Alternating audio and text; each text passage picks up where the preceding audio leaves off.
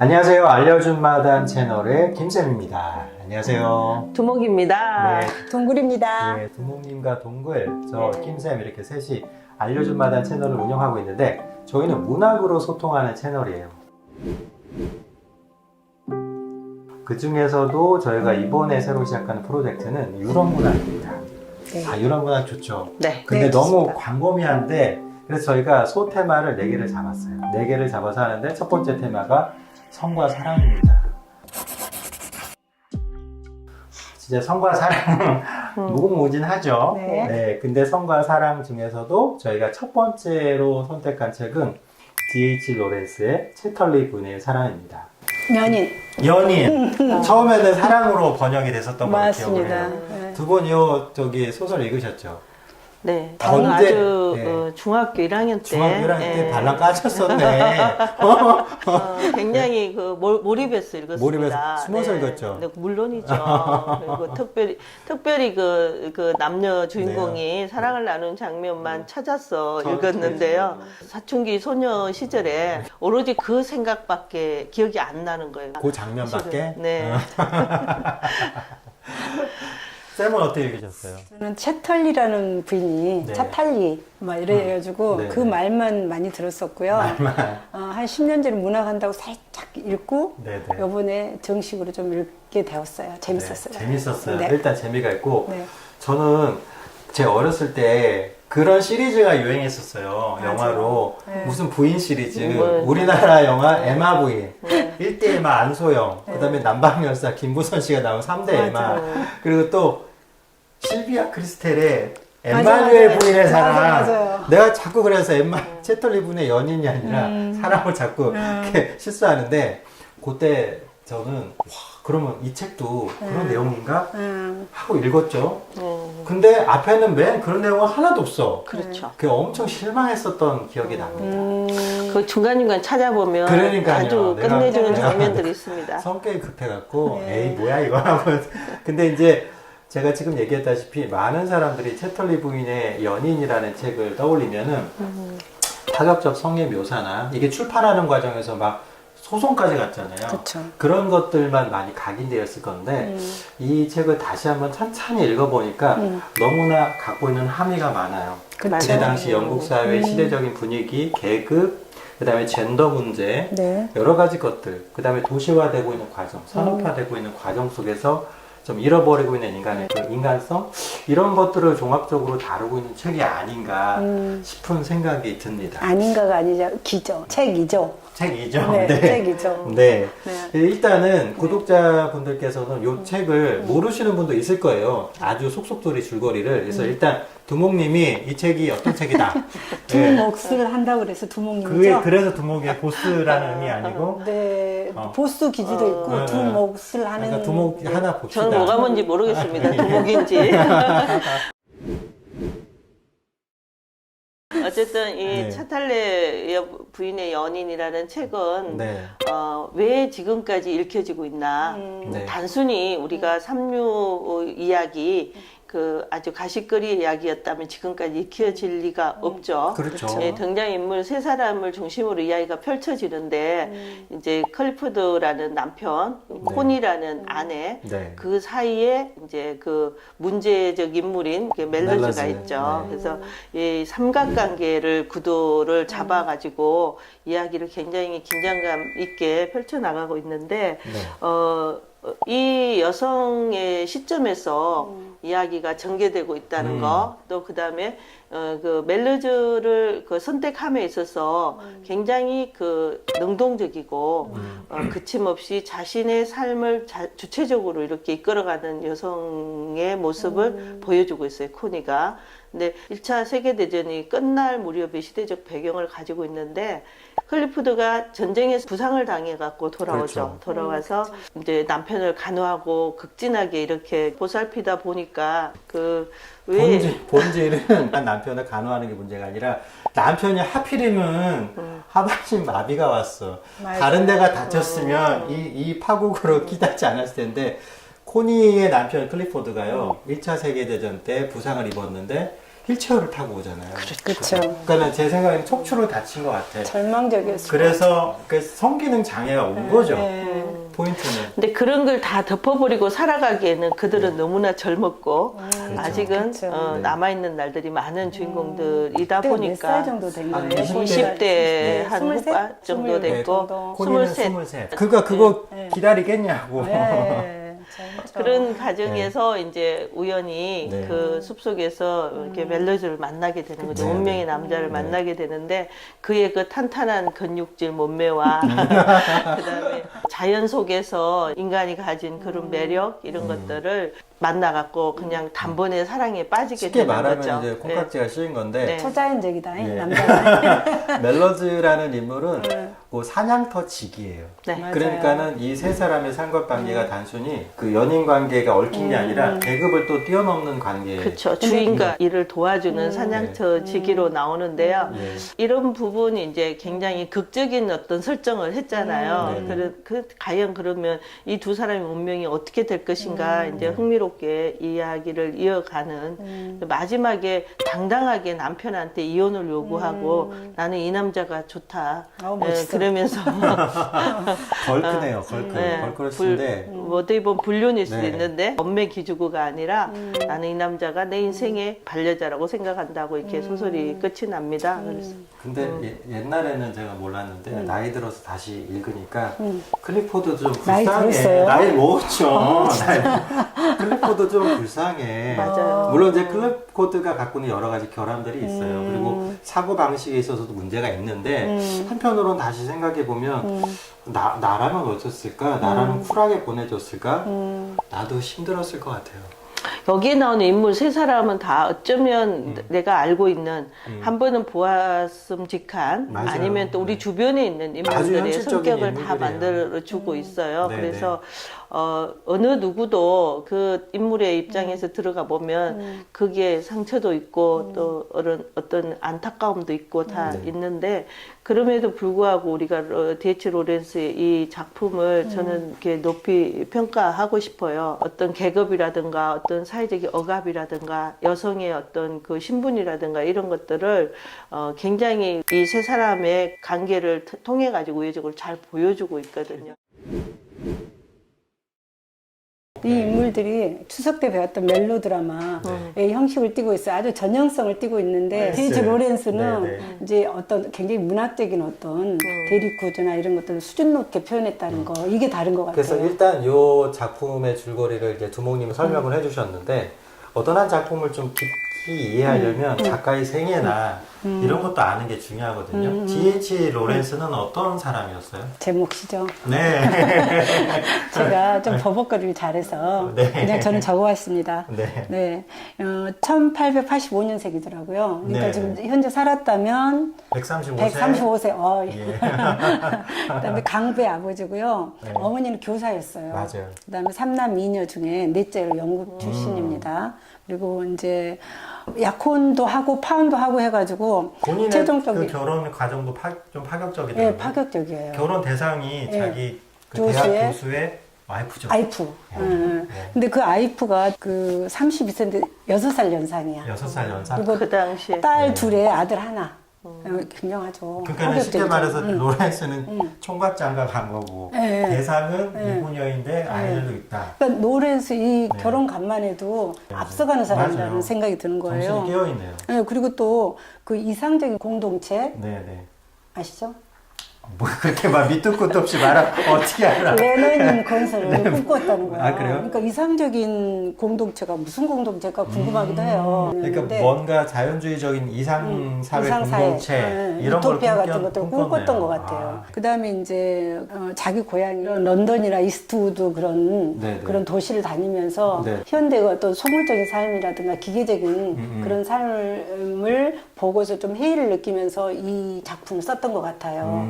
근데 한참 유럽으로 치면 대공황이 있을 때죠. 그렇죠. 예. 그래가지고 이 차탈리 부인을 썼던 것 같아요. 이 정도로 가볍게. 가볍게 안 가벼운 것 같은데 무겁네. 아니 그러니까는 그 이 생애를 네. 동글쌤한테 들어보니까 이런 것 같아요. 이게 성을 매개로 하고 있지만 그 안에는 자연과 대립하는 도시, 너무 산업화된 문명, 네. 그리고 우리가 인간이 돌아가야 될 어떤 고향으로서의 자연, 이런 것들을 구조를 가지고 글을 쓴 것 같아요. 맞아요. 네. 또 여행도 많이 다녔더라고요. 지금으로 말하면 여행인데 그때는 그냥 방황한 것 같기도 해. 좀 결혼해서 방랑하고. 했을 것 같아요. 네. 그래도 저는 이 작품이 여성의 어떤 불륜을 주제로 한 다른 그 아주 빛나는 작품들하고 차별화된다고 네, 생각되는 맞아요. 부분은 그쵸. 안나 카레니나 그다음 플로베르 고바리 부인 뭐 이런 것들도 비슷한 그런 주제를 가지고 있잖아요. 그런데 그 소설들이 그 가지는 그 주인공들의 어떤 그 마지막 그 행복 거의 파국으로 끝나는데 그렇죠. 소위 말하면 잘못을 저지른 여성들한테 단죄를 하는 그런 분위기였다면 이 로렌스의 채틀리 부인의 연인에서는 굉장히 해피엔딩으로 코니의 손을 들어주는 듯한 그런 걸로 소설이 끝이 납니다. 로렌스가 이제 목적을 추구했던 것이 무엇인가를 제 나름대로 이렇게 생각을 해보면 어쩌면 그 멜로즈라는 인물의 저 작가 자신의 모습을 투영을 하고 코니에게 그 멜로즈를 선물하는 듯한 그런 느낌을 저는 소설을 마지막을 보면서 느꼈거든요. 이걸 해피엔딩으로 끝난다고 말해야 되나요? 글쎄요, 그게 해피엔딩이 될지는 또 살아봐야 알겠죠. 그렇지만 당당하게 바람 피우는 그런 여성을 그 주인공으로 해가지고 그 자기의 삶을 주체적으로 이끌어가는 그런 인물은 어떻게 보면 로렌스 이 작품이 첫 신호탄이 아니었을까. 굉장히 문학사적으로 의미가 있는 작품이다. 그렇죠. 이런 이 생각이 작품이 듭니다. 이게 코니가 주인공인 거잖아요.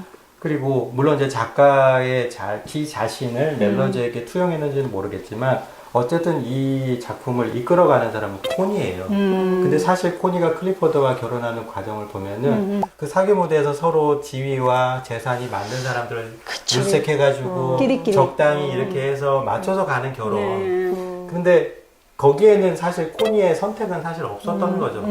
근데 이제 코니가 진정한 사랑이 무엇인지에 대해서 깨달아가면서 건강한 육체적인 사랑을 통해서 또 멜로디에 대한 어떤 그런 걸 느끼게 되잖아요. 그렇죠. 그러면서 이게 단순히 바람 얘기가 아니라 신실한 사랑을 찾아가는 얘기고 이 두 사람이 그냥 불장난 끝나는 게 아니라 다시 제도 안에서 서로에게 약속하고 하나의 가정을 이루려고 하는 거예요. 근데 여기서 중요한 것이 그런 모든 것들을 주도하는 사람이 콘이라는 거죠. 사실은 멜로디는 좀 머뭇머뭇하잖아요. 그렇죠. 계급적으로도 차이가 있고 그러다 보니까 조금 머뭇머뭇했는데 오히려 코니가 주도적으로 이 관계를 이끌어 나가는 저는 그런 면에서 참 의미가 있다고 생각해요. 그러니까 당대의 어떤 분위기상 여성이 그렇게 주체적으로 자기네 삶이나 자신의 사랑을 선택할 수 있다는 것은 네네. 굉장한 그 센세이션을 일으킬 수 있는 맞아요. 부분이죠. 어쩌면 남자들이 그런 상황을 싫어해서 그렇죠. 출판을 더 막지 않았을까. 저는 영화에서 그럴 수도 있어요. 영화에서도 이제 네. 보고 이제 이 책에서도 보면 네. 진짜 진정한 사랑, 접촉 같은 것들이잖아요. 네. 근데 정신적으로도 이완이 되고 그러는데 그 영화 화보나 영화 속에서 보면 남자가 굉장히 여자의 등을 굉장히 쓰다듬어줘요. 굉장히 몰입해서 보셨나 네, 보다. 굉장히 재밌죠. 근데 예. 쓰다듬어주고 네. 어떤 접촉이나 그런 가진 온기를 느껴요. 맞아요. 이런 표현들을 문학으로 이렇게 잘 표현하지 않았나 싶기도 해요. 그래서 그런 어떤 아주 구체적이고 디테일한 묘사들이 네. 또 파격적인 성의 묘사이긴 하지만 성 그 자체에 포커스를 맞춘 것 같지는 않아요. 가끔 다니자키 주니치로의 책을 읽어보면은 네네네. 탐미적으로 아예 극으로 가잖아요. 일본 문학의 예. 탐미주의자죠. 그래서 성을 바라보는 관점, 다루는 그 태도 이런 것들이 로렌스는 좀 다르다. 그게 그 성을 뛰어넘은 어떤 그 지향성이 있다. 그래서 단순히 이게 그냥 야한 소설이다를 넘어서는 평가를 받는 이유가 거기에 있다고 생각을 하고 그렇죠.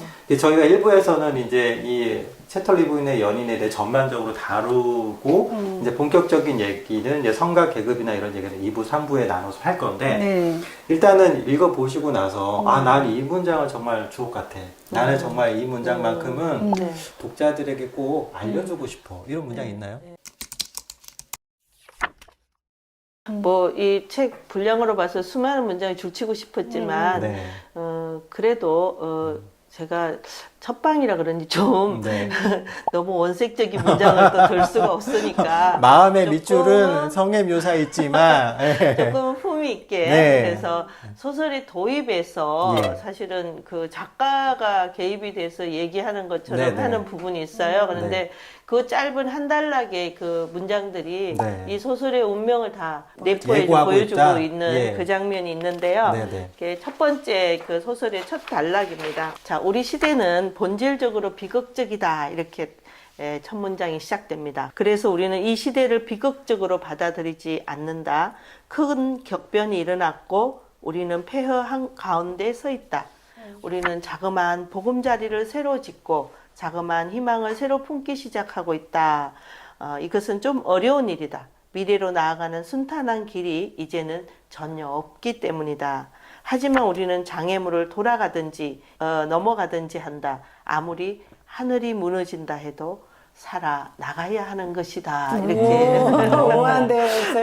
근데 어쩌면 코니와 멜로즈가 독자들로 하여금 소설이 끝났지만 다시 소설이 이어진다는 느낌을 이 문장에서 보여주지 맞아요. 않을까 그런 저는 생각을 사실 합니다. 개인적으로 이렇게 작가가 직접 자기 목소리를 들고 나오는 거를 그렇게 선호하지는 않는데 그 당시의 시대상이나 또 그때 당시의 문학적 트렌드를 감안을 하면 이렇게 자기 주제의식을 직접 드러낼 만큼 이 사람은 이 메시지에 절실했구나라는 게 또 느껴져요. 그러니까 메시지를 던질 때는 아주 직접적으로 네. 바로 던지는 그런 네, 네. 문체의 특성이 있어요. 맞아요. 네.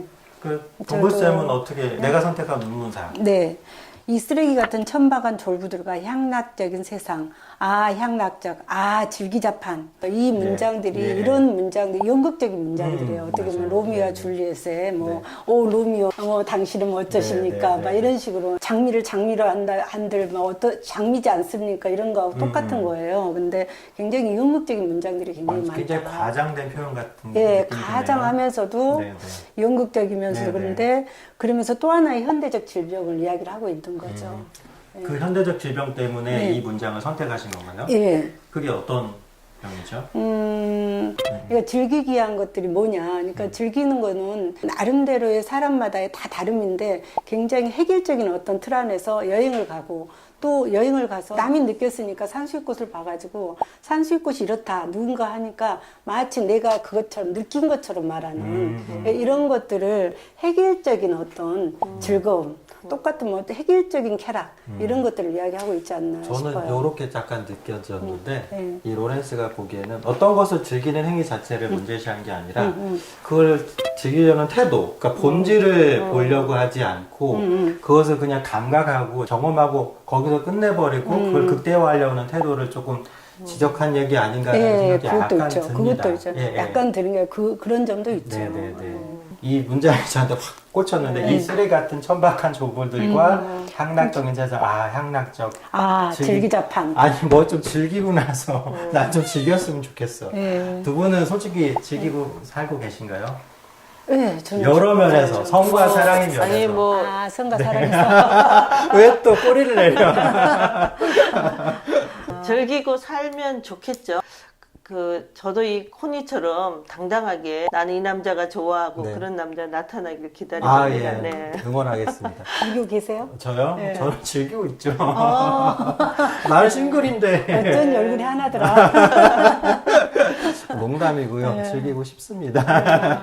그래서 이제 제가 이 질문을 조금 짓궂은 왜 꺼냈냐면 아직도 우리는 이런 질문을 이런 대화를 나누는 게 좀 어색해요. 그쵸. 맞아요. 물론 있는 걸 그대로 다 드러내는 게 모든 게 자연스러운 건 아니에요. 왜냐면 감출 건 감추고 하면서 왜냐면 우리는 문명을 이루고 살고 있으니까. 그런데 그게 어떤 적당한 선에서의 에티켓이 아니라 그게 강요로 오고 폭력적으로 때로는 코니에게 폭력적인 그 삶을 강요한 거잖아요. 그렇죠. 그러니까 그런 것들에 대해서 문제점을 지적하는 책 아닌가라는 맞아요. 생각을 했습니다. 저희가 이제 앞으로 2부, 3부에 걸쳐서 또 이 채털리 분의 연인을 다룰 텐데요. 일단 첫 방을 했는데 소감이 어떠세요? 네, 처음이기도 하지만 네. 정신이 하나도 없는 것 같습니다. 익숙해지면 네. 이제 36번쯤 끝날 때쯤 그렇죠. 제대로 제가 판위에서 작두를 타지 않을까 싶습니다. 저는 뭐 버벅거리는 게 제 매력이라고 생각해요. 그냥 뭐 잘하려고 하지 않고요. 책 읽으면 느낀 대로 내 나름대로 방식대로 이 방송을 한번 해보려고 합니다. 저희는요, 알려준 마단의 특징은 우리는 이게 꾸미는 거 없다, 있는 그대로 한다. 좋게 표현해서 이런 거고 그냥 네. 무대포로 한답니다. 그래서 앞으로도 2부, 3부 또 유럽의 테마를 가지고 이렇게 쭉 진행할 텐데요. 함께 해주시면 좋겠습니다. 자, 지금까지 알려준 맛 다니었습니다. 네, 감사합니다.